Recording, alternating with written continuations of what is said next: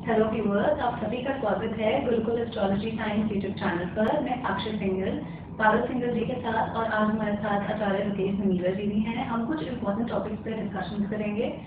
तो let's start.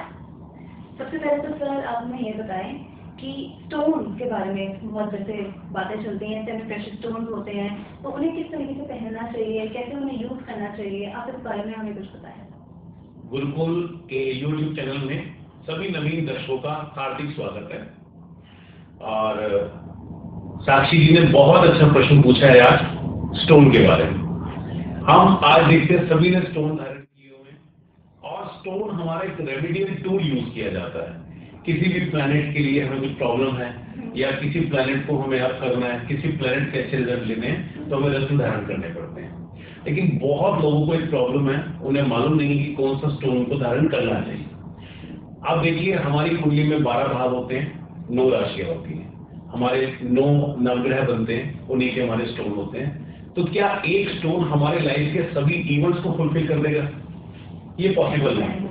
But हमने अगर एक स्टोन डाल दिया, पूरी लाइफ हम उसको डालते रहते हैं। तो स्टोन डालने से पहले हमें चेक कर लेना चाहिए कि कौन सा स्टोन हमारे लिए बहुत यूजफुल है, जिसमें शास्त्रों के मेथड के हिसाब से मैं आपको बताना चाहूंगा कि लग्न का, पंचम भाव का और नवम भाव का स्वामी का स्टोन हमें धारण करना चाहिए।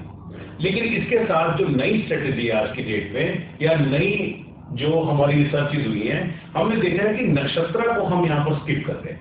हमने लगन को पकड़ लिया, हमने पंचम भाव को पकड़ लिया, हमने नवम भाव को पकड़ लिया। जब तक हम इसमें नक्षत्र को नहीं देखेंगे कि नक्षत्र उस स्टोन के लिए क्या रिकमेंड कर रहा है। अगर नक्षत्र 6, 8, 12 इंडिकेट कर रहा है तो 1, 5, 9 के स्टोन भी नहीं डालने चाहिए। दूसरा, स्टोन हमेशा पीरियड के दौरान डालने चाहिए। जैसे अगर किसी का बुध का स्टोन किसी को पन्ना डालना है, तो ये जरूरी नहीं है कि उसकी शादी के लिए, उसके चाइल्ड बर्थ के लिए, उसके कैरियर के लिए, उसकी लिटिगेशन के लिए, हर चीज के लिए वो स्टोन उसके लिए लाभकारी होगा।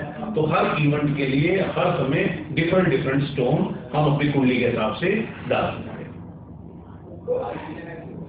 सर, जिससे कई क्वेश्चन आते हैं, हमारे कई व्यूअर्स कहते हैं कि डायमंड सबके लिए रिकमेंड किया जा सकता है, तो क्या ये सही बात? किसी का शुक्र योग कारक है या लगन का, पंचम का, नवम भाव का स्वामी है, तो डायमंड, ओपल और अमेरिकन जलकन ये हमें सजेस्ट कर देना चाहिए। लेकिन साथ ही साथ हमें देखना चाहिए कि उन ग्रहों का नक्षत्र क्या है। अगर उन ग्रहों का नक्षत्र सपोर्ट नहीं कर रहा या 6, 8वें, 12वें से संबंध बना रहा है, तो वो स्टोन उसके लिए बहुत खराब करेगा। तो मैं अभी सभी दर्शकों को कहना चाहूंगा कि आप लोगों ने जो भी स्टोन डाल रखे हैं उसको अच्छी तरीके से चेक करवाइए कि क्या वो आपके लिए सुटेबल हैं या नहीं है। या इस प्रोग्राम के अंत में अगर आप अपना डेट ऑफ बर्थ और कौन सा स्टोन आपने डाल रखा है अगर आप डालेंगे, तो हम कोशिश करेंगे उनको ये मैसेज के में आंसर दे कि उनके लिए सुटेबल है या नहीं।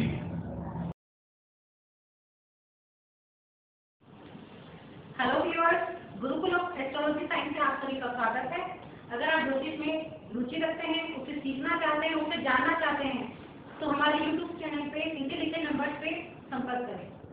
आचार्य रुकेश मीरा जी पिछले 19 से 20 सालों से आईटी कंपनीज के साथ, एमएससी के साथ जुड़े हुए हैं। उन्होंने बहुत सारी वर्कशॉप करी हैं ऑल ओवर इंडिया, बहुत सारे स्टूडेंट्स को सिखाया भी है। अगर आप उनसे क्लासेस लेना चाहते हैं, डेमो क्लासेस भी अवेलेबल हैं, नीचे लिखे हुए नंबर पर संपर्क करें। इस चैनल को सब्सक्राइब करें, शेयर करें, बेल आइकन पे क्लिक करें। Hope you enjoy all the video.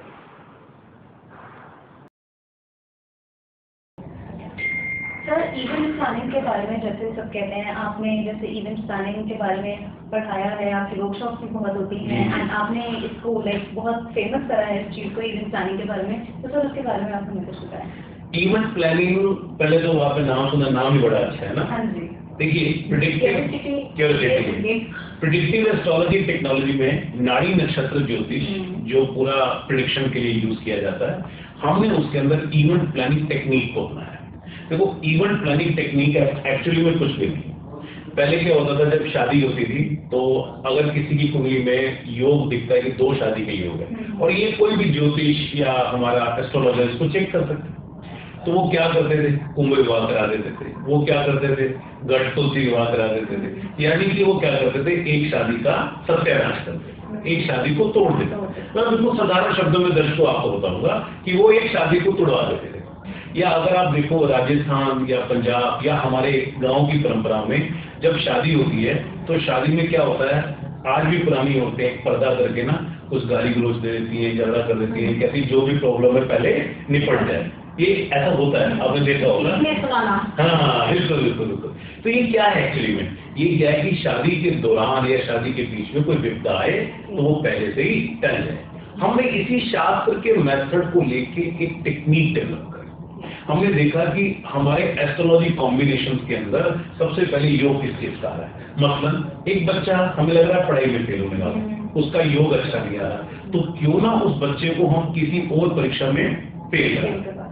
ऐसे ही हमने देखा अगर किसी की बहुत बदनामी का योग बना हुआ है, हमने देखा अगर उसको लगता है कि बहुत अच्छी उसकी इंसल्ट होने वाली है जिसकी वजह से उसको प्रॉब्लम आ सकती है, तो क्यों ना एक आर्टिफिशियल मेथड क्रिएट करके उसकी इंसल्ट करा दें। तो ये इवेंट प्लानिंग टेक्निक हम लोग अपने कोर्सेज में सिखाते हैं ताकि हम आने वाली घटनाओं के जजमेंट के बाद अपने अकॉर्डिंगली उसको प्लान करें। एक और एग्जाम्पल आपको देता हूँ, मैं नॉर्मली इस एग्जाम्पल को यूज भी करता हूँ और आपके लिए बहुत लाभकारी भी होगा। हमारा 5वां घर, हमारा 8वां घर और हमारा 12वां घर, ये तीनों प्रॉब्लम की घर है। अगर 5वां घर 8वें घर से जुड़ता है और 8वां घर 12वें घर के साथ संबंध बनाता है तो 100% कोई ना कोई आपकी इंसल्ट होनी होगी। 5वां घर हमारा प्यार का, हमारा संतान का, हमारा एंटरटेनमेंट का, हमारा रोमांस का है। 8वां घर हमारा ऑब्स्टेकल्स का है, हमारा सेक्स का भी है, और 12वां घर हमारा इंसल्ट का है और लॉसेस का।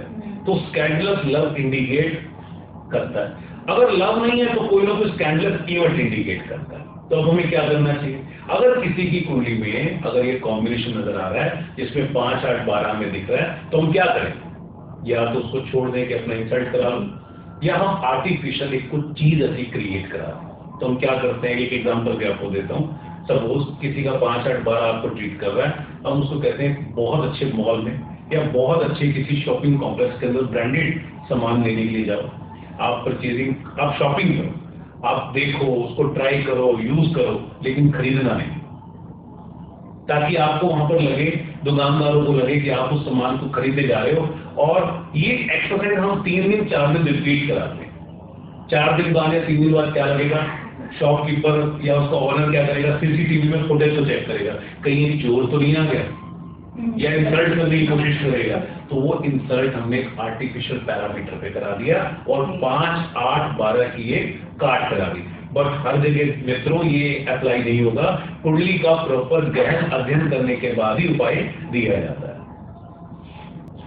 सर, दर्शकों का अगला सवाल ये है कि आजकल ज्योतिष एक ऐसा विषय है जिसमें हर किसी को इंटरेस्ट होता है, तो क्या ये सब सीख सकते हैं? बिल्कुल, मैं तो कहता हूँ ज्योतिष सबको सीखना चाहिए। तो सर इसमें क्या कोई पर्टिकुलर ग्रह की जरूरत नहीं होती? हाँ, कॉम्बिनेशन तो देखो काम करते हैं और अच्छे कॉम्बिनेशन है तभी हमें एस्ट्रोलॉजी करनी चाहिए। लेकिन ज्योतिष सीखना क्यों चाहिए, उसका रीजन देखो।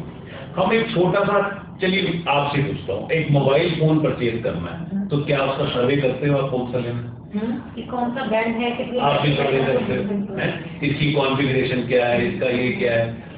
हमें अगर किसी डॉक्टर के पास जाना है और उसने बोला कि कोई ये प्रॉब्लम है, तो क्या हम सेकंड ओपिनियन लेते हैं? आपको किसी बच्चे को, अपने बच्चे को स्कूल में एडमिशन कराना है तो क्या स्कूल के बारे में रिव्यू लेते हैं? मतलब कि हर चीज के लिए हम बहुत बारीकी से ध्यान देते हैं। लेकिन मित्रों, क्या आप किसी एस्ट्रोलॉजर के पास जाते हो तो देखते हो कि हम कहाँ जा रहे हैं, या हम लोग जो उन्होंने उपाय बताए क्या हमारे लिए वैलिड है या नहीं है, और वो भी हम क्या जानने चाह रहे हैं, हमारे फ्यूचर के बारे में प्रेडिक्शन। तो इतना हम सबको आना चाहिए। जैसे हम लोग बुखार का, खांसी जुकाम का ट्रीटमेंट अपने घर पे कर लेते हैं, एटलीस्ट क्या रेमेडी हमारे लिए सुटेबल है और क्या रेमेडी हमारे सुटेबल नहीं है, इतना ज्ञान सबको होना चाहिए। और आज एस्ट्रोलॉजी बहुत अच्छा प्रोफेशन बन गया है। आज अच्छे टेक्निकल IIT, मैं खुद सॉफ्टवेयर प्रोफेशनल हूँ, लास्ट 19 ईयर से IT इंडस्ट्री के अंदर काम कर रहा हूँ और अब इस फील्ड के अंदर आया और प्रभु के आशीर्वाद से और आप सबके प्यार से बहुत अच्छा काम भी चल रहा है, गुरुकुल बहुत अच्छा चल रहा है, बहुत अच्छे विद्यार्थी भी आ रहे हैं। तो हम सबको मेरे ख्याल से एस्ट्रोलॉजी सीखो और बहुत अच्छे कोर्सेज हमारे यहाँ पे उपलब्ध है। अभी 1 डे के और 3 डे के एडवांस वर्कशॉप हमारे आने वाली हैं। आप नीचे दिए हुए नंबरों पे कांटेक्ट करके डिटेल्स को ले सकते हैं। आचार्य जी, आपका बहुत धन्यवाद, आपने हम सबको इतनी अच्छी बातें बताई। I hope you like the video. Thank you. Thank you. Thank you. और आप सभी का धन्यवाद। अगर आपको हमारे वीडियोस अच्छे लग रहे हैं तो आप इसको सब्सक्राइब करें, कमेंट करें, फॉरवर्ड करें, ताकि हम और महत्वपूर्ण टॉपिक आप लोगों के बीच में ला सकें। धन्यवाद।